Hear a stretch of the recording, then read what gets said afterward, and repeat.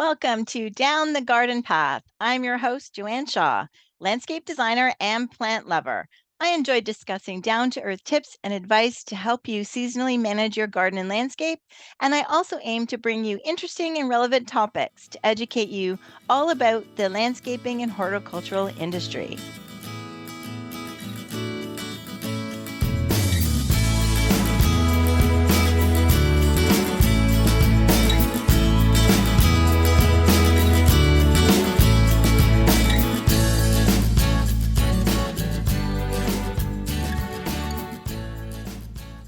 Thank you for joining me on Down the Garden Path.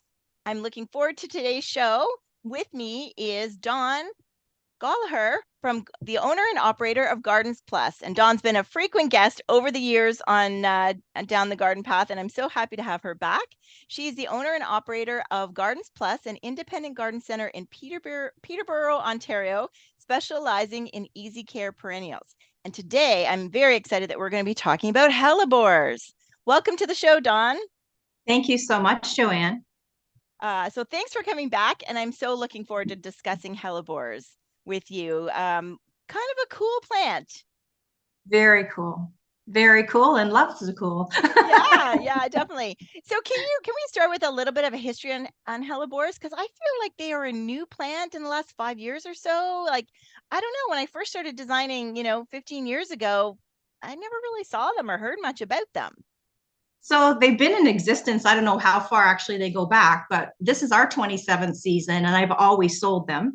Really? They definitely weren't as popular until I would say the last 5 or 6 years. They're propagated easily by seed or cross-pollinating, and there's a lot of pollinators out there. And I think because they're coming out with all these new varieties, they're so gorgeous. They're getting a lot of being featured, etc., and being talked about. And they're a wonderful plant. There's a whole bunch of different sort of classes of them, and some of the classes of them we won't even talk about because they're better for warmer climates than us. I think you're closer between 5 and 6 zones, sort of close, same as us. We're 5B. Toronto, a lot of people from Toronto probably listen to your podcast.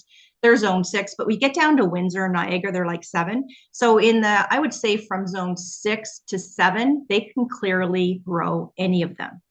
But I'm in Peterborough. I have a lot of customers that actually come from the north. So they'll come from Bancroft, Haliburton. So for those customers, because they're more like zone 4, this is the thing about Hellebores is the zone. Right. I have to watch, and there's only one that those northern customers and gardeners can grow, and it's Ivory Prince. And some of the Niger, the Christmas rose ones, they're a little hardier as well. The new orientalis, they're the ones that are the most popular because they're prettier. But they're zone 4, US zone 4. Okay. Which means they're zone 5, right? We have to add a number. Okay. What name was that one?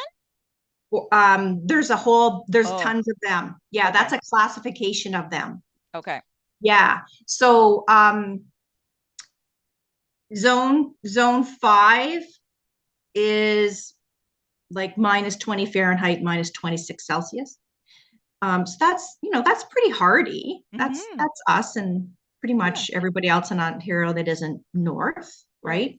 There's a guy, he's a hybridizer. He was very passionate before about daylilies and hostas. Now he's actually more into Hellebores.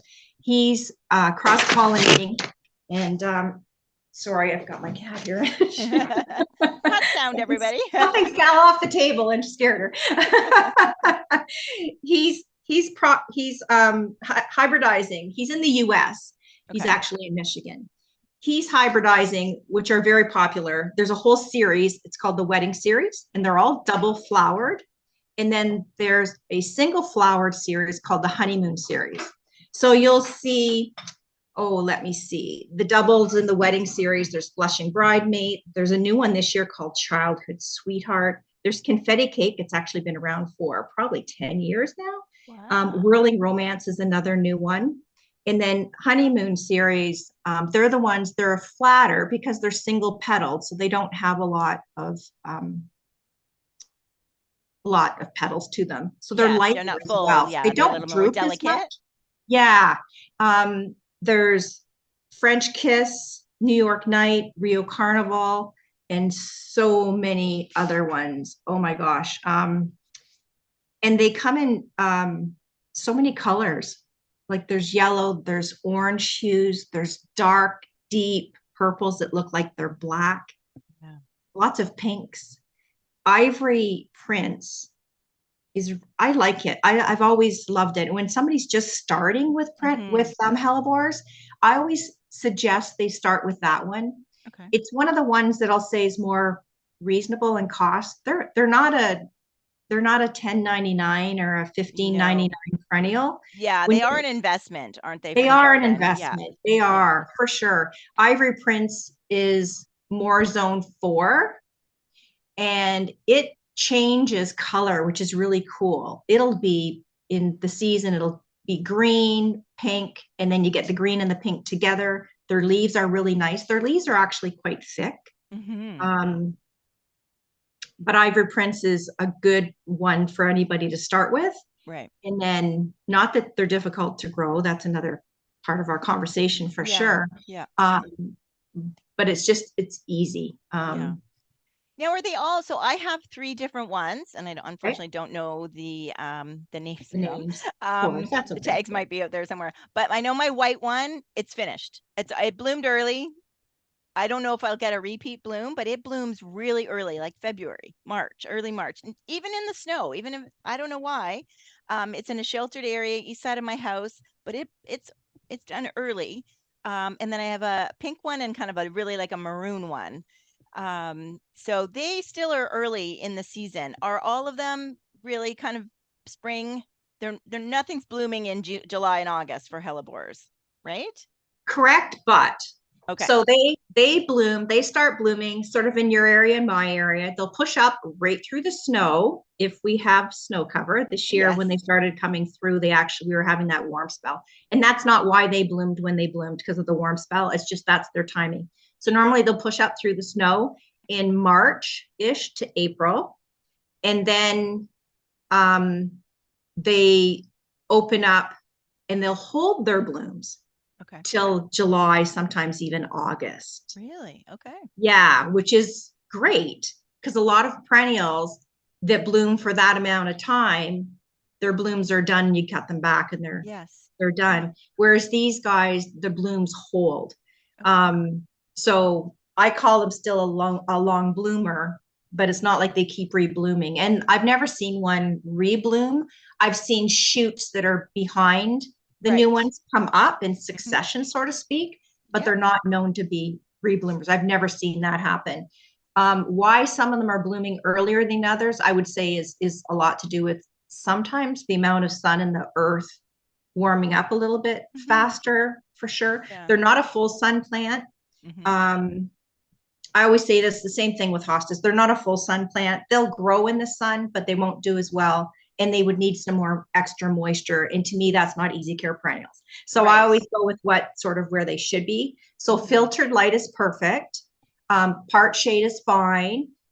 Full shade just worries me, because often when you have full shade, you're talking about lots of trees or something that's making it full shade, which makes it compete with getting some moisture. They don't want to be wet, but they want even, well drained, not boggy, but they want sort of consistent moisture.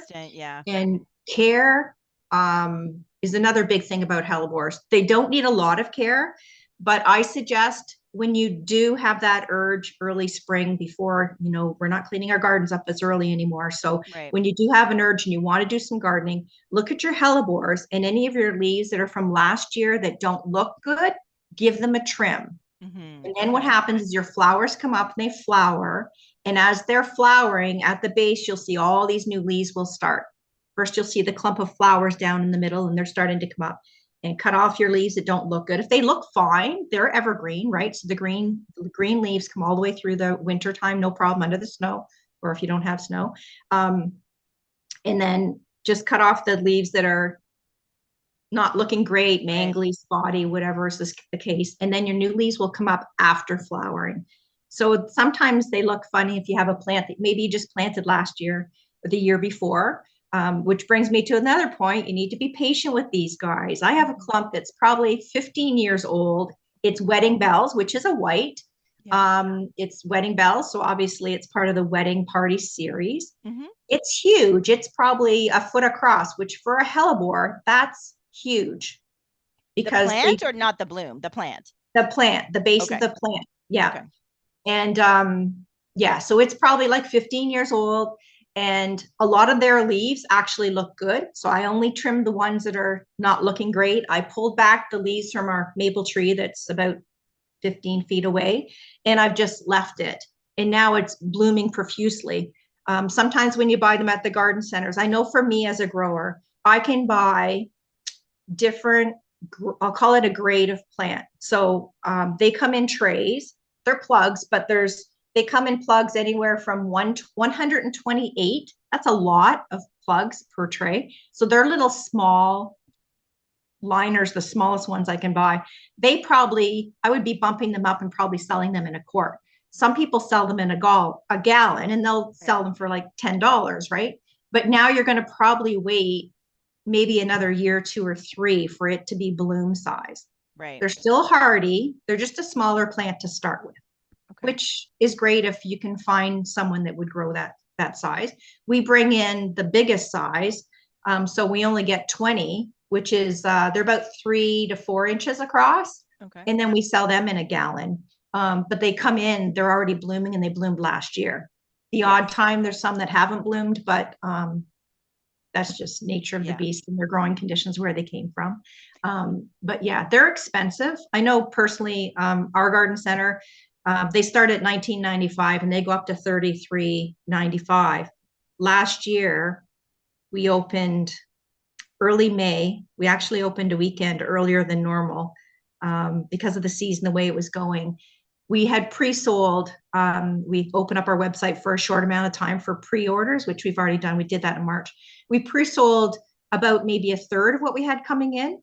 We never let pre-sales order all. And then our first 2 weekends, we sold out, but we had people from Montreal, Ottawa, Windsor, because they're $60 and $50 there. Yeah. So they just made the trek. And these people I might have mail ordered. I used to mail order. So I used to mail order some of these guys. So they've been watching the website. All my prices are there. Anyways, it was so exciting, but I felt so bad that I had nothing for June to sell or the end of May. So this year I've got 15 varieties this year. I'm like, I just went nuts. You went nuts. Oh, that's so many more coming in. Yeah. I think it's important for our listeners to know that in most cases, the price is connected to how fast the plant grows, right? If it's a $10 perennial, they reproduce pretty quickly and easily, and for the grower, for you as well as the grower. But something like Hellebores, which takes time, and you like other plants like yews are way more expensive than boxwood, but they're much slower growing. Also for the grower, they've got to wait. They've got to keep them that much longer, especially when you're looking at larger sizes. So it's not necessarily gouging. It's just the reality of the work and the investment of the time that they're in the gardens. They're in the ground before they can be, I'm going to say harvested, because we think of that term with vegetables, right? Sometimes, growers have them for several years and are looking after them before they can really sell them. So, and if I had something that didn't sell last year and it went back in the ground, it's not like I can split it yet and make 2 pots out of one. That's not the case. It might be with a few perennial other things that I have, and that's where my prices would drop. But for us, the Hellebores, the growers, the hybridizers, they're all in the US. So that's a trucking company, customs, brokerage, lots of stuff, right? All that extra stuff. So our prices are based on our cost. And we just don't mark up like some of these ones that would in Montreal or whatever, because they're the same varieties. For sure. And larger, you've got the benefit of being a small garden center, right? That and when you sell out, whereas they're, ordering more, getting it shipped again from the US and that type of thing. So, so I think perfect for someone who has, and that's where I have a couple of mine are near the front of the house, right? Because they bloom so early, design wise, they don't need to be in your back 40. They don't necessarily even need to be in your backyard, because you're not back in your backyard in March, right? In That's April right. and Good May, point. Yes. so I think design wise, these are special treats that you want to put for you in your front yard, at your front entrance, that just will make it makes me smile, even though it's done Oh, and it's finished. And yeah. it's just like, oh, he came back and he's smiling, and, and stuff. Easy, So easy. Yeah. I'm bummed that it's white though, because when it does come up in the snow, it's really kind of like, Yeah, that's interesting. That's right? that's a So, good point. Yeah. but I've had them in the snow, and but the two pink ones, when I think they really started to be popular is Canada Blooms. So, which Oh, we have sadly no more. that's But they true. were Yeah. the challenge with Canada Blooms was always forcing the plants to be blooming right in March.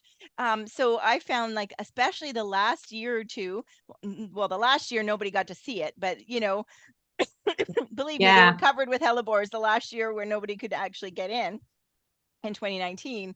that's Um, right. but even the couple years before then, it tended to be a lot in a lot of gardens, because it did bloom naturally early, That's and right. so it was kind of a handy plant, but it was an expensive investment for us to create, To set have up. them there. Yeah, for They weren't sure. cheap, and somebody's still paying for that, That's right. That's that type of right. thing. I also want to mention the foliage. So even when it's done, it's still, especially for the front, because people might say, oh, why would you put it by the front door? If it's going to be done, then it's over with, and blah blah blah. But the foliage is evergreen, so even in the winter the foliage is there, That's right? right. That's right. And it's Exactly. pretty, it's a pretty It leaf. is pretty. And it's interesting. It's not like, I mean, I know you especially because of the design aspect, you look at foliage. When I think about foliage, I don't normally think about hellebores. I mean, yes, they have beautiful foliage, but some of them, there's one called Penny's Pink. The leaf is amazing. And it's same with Ivory Prince. The leaf is actually, it's not just plain green in thick, like they're all thick, they're all mostly plain green. There's some of them are serrated though, and there's different forms. But Penny's Pink and Ivory Prince, they're almost like there's the modeling to it. Oh, nice. Yeah, blotchy. It's very attractive. Okay. Yeah. And often Penny's Pink's flower, it's not part of the wedding series Series. or the honeymoon series. I've probably had these guys for 15 years. I've carried them and I can't even buy them anymore. I do have some still left in stock, but they have a little pink flower, but the foliage, people will come to the back after walking the display gardens at the front. And in my one couple of the beds, one under the pergola there where there's a lot of hostas, I have one. And then coming up underneath the what's over there, I think the birch tree, there's another one. And people will come to the back and they'll say, what is that? And they'll explain the foliage. And I'm going, that's a hellebore. And that's Penny's Pink. Yeah. And I'll say, sometimes they're asking about this in June and they're gone for the year, but I always hold back so I have some for the following year. Anyways, I say, just watch for them early spring or whatever. Come the Yeah. first weekend we're open, we'll have some for sure. But yeah, and they're often because I can't get them anymore in there. None of my Penny's Pink are growing huge. Right. I have to watch because I want to. So they're 1 gallon size, but Yeah. yeah, Okay. they're a great plant too. And something I also want to mention that, so a couple of years ago, I was telling you about my group of friends, other landscape designer friends. We did a garden tour in Niagara on the Lake. So it was a Niagara on the Mm, Lake garden tour. And so you can imagine, 8 landscape designers traipsing around Niagara on the Lake with gardeners, right, to look at the garden tour. And so we got to one house that had, and most of these yards were fairly established yards, not all, some were new builds and had new gardens, but so everybody. So this one yard that was very established, large evergreen trees, and then in the very back, certainly a lot of established gardens, but the side entrance that we all went into, large evergreen trees and something green underneath, where we know under evergreens it's hard to grow, right? Something with beautiful big leaves. So all the other gardeners were like in the back looking at all the flowers and clematis and hydrangeas and stuff, and we're all like, what is that? Like, we're like, it's not Pachysandra, it's not this, it's not that. And we're trying to find the home. And like, all of us are like trying to figure out what was this lovely green plant that was really like a ground cover. And there was a lot of it. So cha-ching, cha-ching. So we Right. finally found the owner, and it was Hellebores. So Really? yeah, so it was the end of, so this would have been like the end of June, I think. No, actually, this was a year that they did it in September. They actually, which was why we were all able to go, because it's hard to Oh, go to a garden tour in June, right? We're all too for busy. sure. You So guys are this busy. was a Yeah. year, their first one back after COVID, and they did it in September. So here was a falls. That's where the hydrangea, I can distinctly remember hydrangeas, everybody's in the back, and it was a lovely garden. But we couldn't get over these hellebores, the foliage, how it just filled this dry spot. Yeah. Now it Yeah. was dry in the fall and that Yeah. kind of thing.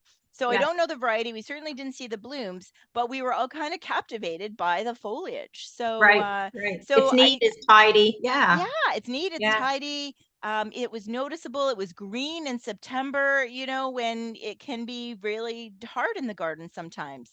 That's right. So yeah, so I really want to express to our listeners that it's a really versatile plant, and I know that they are different zones, and we can only grow, depending where you are, you can only grow certain varieties. But and I know that broke my rule of plant it by your front door so that you can see it, because this Yeah. this one was kind of off, even by, I can distinctly remember, and I'll have to see if I have a picture and I'll send it to you, Dawn. And Yeah. it was like, it was I think a corner lot, and it was like, they had a little wrought iron fence, and we went through the gate, and it was like immediate on our left going through the gate and seeing these trees and this ground cover, and it was like, what is that? And we did a Wow. spin around the back and came back, and we're like, it's, give it to us to like want to know what that is. That's right. Of course, um though, for sure. Yeah. yeah, yeah, I mean, especially in the sense now we're not in the olden days, you might have, you had that kind of situation. You would put in some of these things that are now on the noxious right, invasive list, like periwinkle, right? yeah, That would be a great. It's just expensive to do mass of it, but if you can get somebody to bring you in some smaller plants, that's for sure. Or sometimes you can get them to seed. Once in a while, they'll seed, and then you okay. can just put all your seedlings in a little spot and let them do their thing. Is I've it something, never would they just seed naturally, or is it something where could you collect the seeds yourself and kind of start them like? I have no idea. I've never Mm, actually, I don't get into the hybridizing, and yeah, I don't recall ever seeing any seedlings, but I've seen people. I'm sure that because it's one of the first things to bloom, so it's before the dandelions, it's before the daffodils, it's before, yeah, right? So when the bees do start coming alive, definitely they're attracted to this plant. yeah, So they would seed when a bee would go from one to another and cross pollinate, and that's just happened naturally. And then the seeds would fall. And if people don't clean up their blooms, like I know personally, I don't go around and clean up my hellebore blooms when they're done. nor When do the I. the blooms are done, they basically drop their petals, and they're Yeah, still beautiful. They're like yes, peonies. When peonies are done blooming, their seed heads are still really cool, and they're yeah, not doing any damage. Not like allium. I have the purple bald one. I can't remember the name of it right now. I have kind of winter brain, especially with yeah. a snowy day here in Peterborough. But if it reseeds, you'll get a multitude of these alliums, which is fine sometimes for some, but not for me. I don't want that many alliums.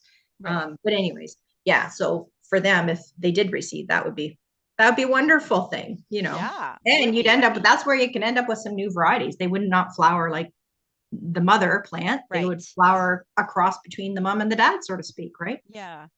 Now, do we know what they call, because Christmas rose, so if people aren't familiar with the term hellebores, you might be more familiar with Christmas rose.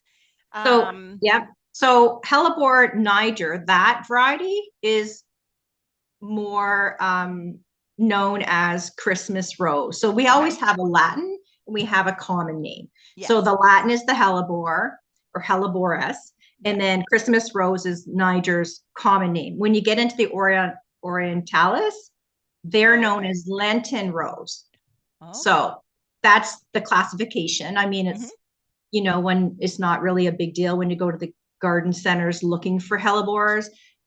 You'll find them. They'll be blooming early when they open, hmm, and the tags, watch the tags. This is this thing we did touch on it a little bit. A lot of times the tags are printed in the US and they're coming from US growers. So just make sure that it's a Canadian zone. And if it doesn't actually say US zone on it, and it doesn't say Canadian zone on it, ask the nursery what zone they are. Okay. If you're in Ontario and you're not north of us, you're pretty safe to grow Highway 7, 407 kind of thing. Yeah. But if you're north of us, then just stick with the ones that are zone 3 and 4. They're easy. I top dress with compost in the spring. But you do that for everything though, right? Or not everything, not echinaceas, not corbels, because they don't want the moisture. They want well drained, even sometimes dry. Your echinaceas want dry. Can I just give a little tip about echinaceas while I just thought about it? Absolutely. Okay. You are our easy care perennial queen. Yeah. So go for it. Just a side thing. So we're talking about spring. We'll soon be having that, consistent 10 to be able to clean up our gardens if we haven't already. A lot of times your echinaceas will look like they're not alive. It's because they're dormant. It's still winter to them. The soil is still very cold. There's a few plants that will not come alive because of it being cold. Butterfly weed, the orange milkweed type, it's another one that's very late. So what I always suggest for the coneflowers is, it's a little late now, but in the fall, I leave the sticks. I don't cut them all the way back. And then I wait until I see the green leaves on the bottom and I can recognize the plant, and then I cut the sticks. So don't give up on your coneflowers. Don't give up on your butterfly weed, the orange one. It's not the hardest. It's a harder one to grow. Wants a really dry spot and really, really super sunny and hot, but it's waiting for the soil to warm up, which we did have some warm spells, but believe me, that soil is still cold. Right. So just be patient about that. And the Hellebores, as far as cleanup, just clean up the leaves that don't look great. Easy peasy. Yes. Excellent. But they are a plant that you're not going to find at a plant swap at your garden club meeting, right? Because they don't divide. Like you said, they're so slow growing. They don't divide, so it is an investment for your garden. So it may not be for the brand new garden. I know you can also cut the flowers. I've seen some posts from garden club members where they've cut them and put them in a little vase in the house. So that is another benefit. If you're not outside enjoying them, you can cut them and bring them in. And they really are a cool flower. It really is. Anyway, if you Google them and look at them, it's almost like artwork, Oh, for sure. Right. Yep. They really are beautiful. But I really do think that there's a spot in everybody's garden for one. And even though it's an investment, it's good to know it still is an easy care perennial. Yep. I love the fact that the foliage is still there. So you can plant it, in amongst other things that will come up later. And then that foliage, think of even a peony, right? Like, yes, they're done in 2 minutes. Everybody should still have a peony, but the leaves of a peony, even after it's bloomed, are amazing. Like, I love bringing them in the house and adding them in a vase because they nice filler. It's a nice filler. It's a beautiful green. It's very nice. So when you talk about it being an investment, yes. The other thing that just crossed my mind is some perennials, they're like, everything's an investment that you put into your yard, but it's for your own enjoyment. Not all perennials are long-lived. Right. Hellebores are definitely long-lived. They'll just get bigger and bigger and bigger. And if you are going to divide them, you can. It would be done in the fall. Okay. Right? Because it blooms in the spring. Anything that blooms in the spring, you divide mostly in the fall. Right. But they just keep going on and get bigger and bigger and bigger. I don't think I personally have never seen one. People always say, when do you divide? Well, there's two parts to that. When, as in when in the calendar you divide. So fall. When the center starts dying out, definitely is when you need to divide something. And that same thing goes for hostas.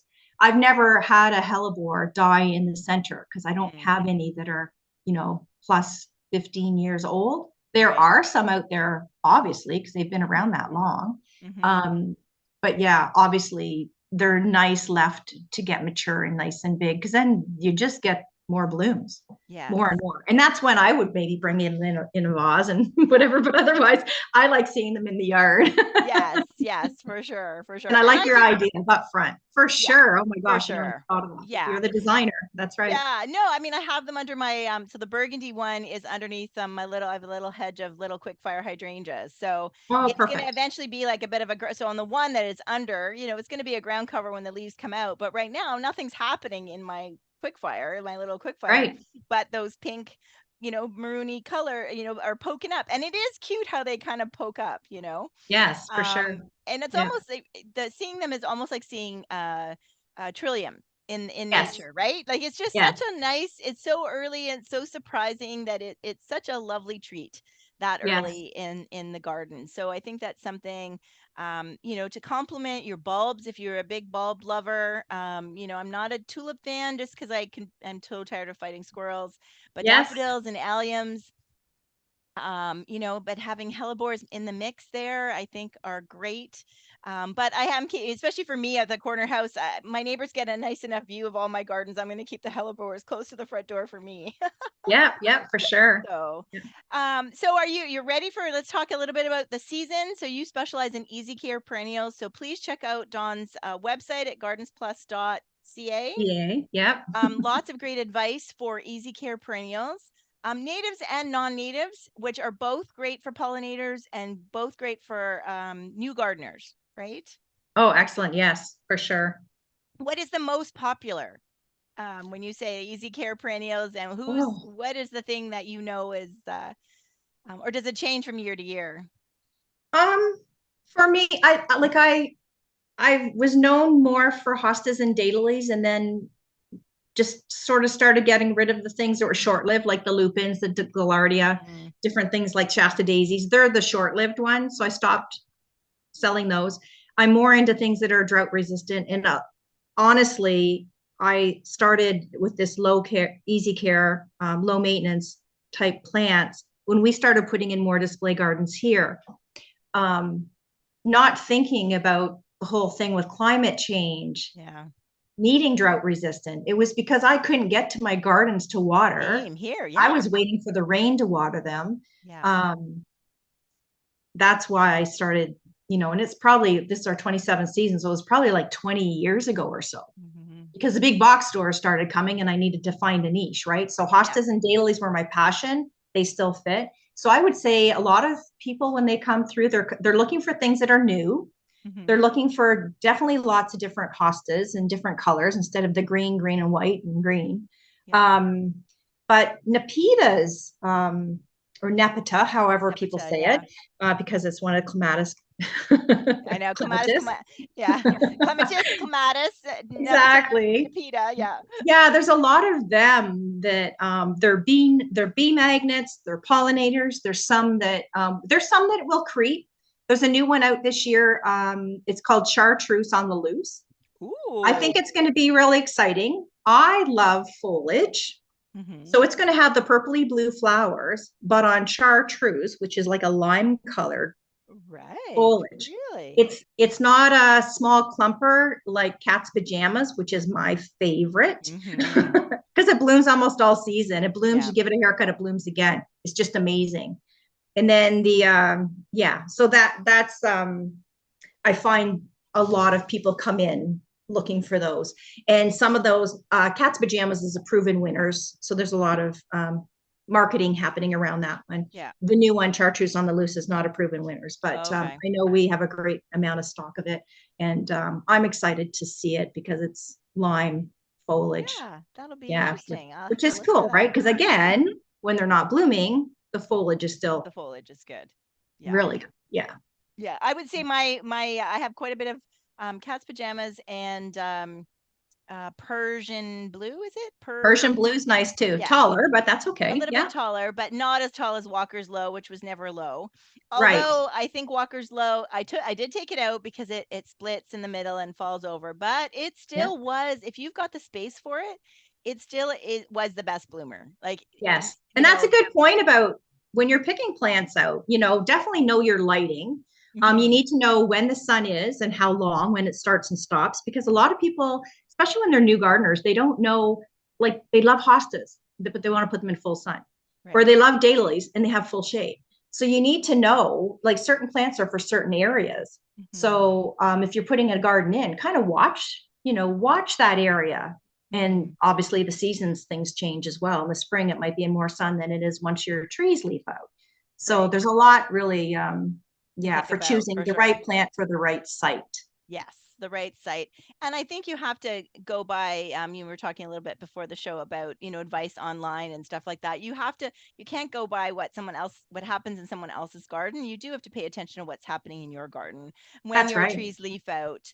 If your garage, sometimes, you have a big garage that shades, part of your yard for most of the summer. So even though you might be south face, like, oh, 100%. There's that garage that takes away, some of the sun that maybe not in the peak, high sun in the sky time. You get you might get 3 weeks of where it's full sun, but then the beginning and the end of that, at the summer. So you really have to pay attention to your space and and the size of your garden as well. 'Cause sometimes I feel like the advice being given are people that have, lots of property and have lots of space for things to get big and for them to have a large variety of things.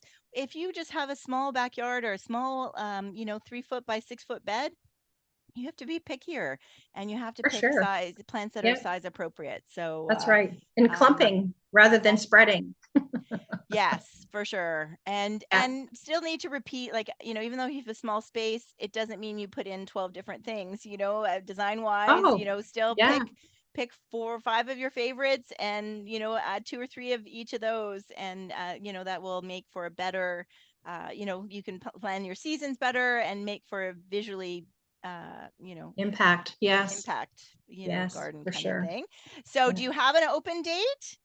So at this point, it's looking like May 9th. May 9th, okay. And we're Thursday to Sunday, so we're not 7 days a week. Number one, I'm the owner. I have staff, but I'm not the type of owner that's not there all the time. I am there all the time. I'm there available as well as the staff is to ask people, can come in and ask questions. We can help them put little areas together, different things like that. And then Monday to Wednesday, we're actually getting our pre-orders ready. And then we're a little bit different because we are a garden center, but we have display gardens at the front, the greenhouse and sales areas at the back, but the other 3/4 of the back is stock beds. So we actually, from our stock beds, not the front gardens because they belong to us personally, but the stock beds, we actually dig Monday to Wednesday. We're digging out things to add to the shelves like in a few weeks after that. So we're always in succession. And we're only open till the end of June because honestly, July to early September usually is a little bit hot to be planting. They just need more extra care. You can plant at those times of years, but it needs a lot more care. And then our summers are getting way hotter. So just for most success that works for us, rather than opening again in the fall, we just do all our sales early in the spring and early summer. Well, I guess it's not summer yet in June, but before the heat. That's right. Although look at last year, right? In May, we had some heat.